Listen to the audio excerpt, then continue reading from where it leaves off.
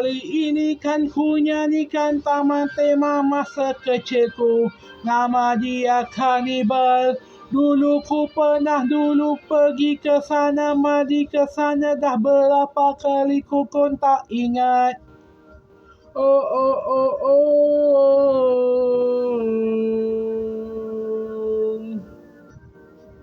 Ku sendiri tak ingat macam mana. The Cannibals, taman tema air di Kedah masa kecil-kecilku.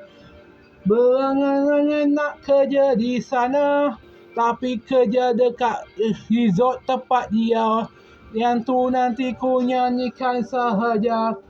Nantilah ku nyanyikan. Dulu itu dibina oleh resort apa, aku sendiri tempat pernah kerja dekat resort itu. Nanti ku nyanyikan. Kanibal taman tema air di Kedah masa kecil-kecilku selalu nak ke sana. Yang akhirnya dapat mandi sekali keluarga. Nak sewa pelapung mahal sangat. Nak naik golosor masa kecil takut sangat. Tapi masa dah besar akhirnya pergi juga. Tengok sana tengok sini oh oh oh. Taman tema itu sudah tutup, yang katanya dirobohkan untuk dijadikan kawasan perumahan. Rindu betul masa kecil, tak apa ada taman tema lain air juga.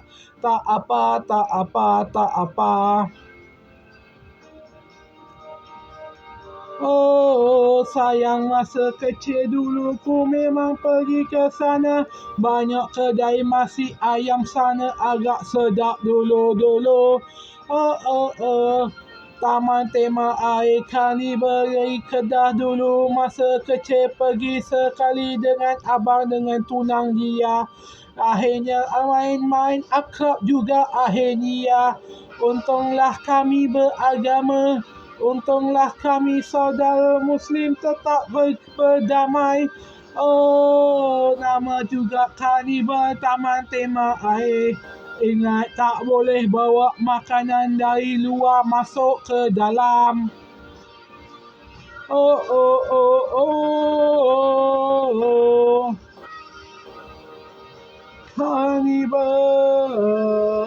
Kanibal, taman tema air pertama.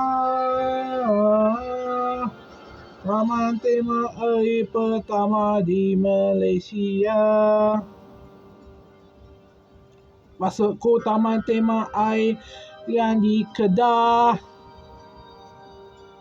Gitulah ginilah cerita. Sudah tutup sayang juga.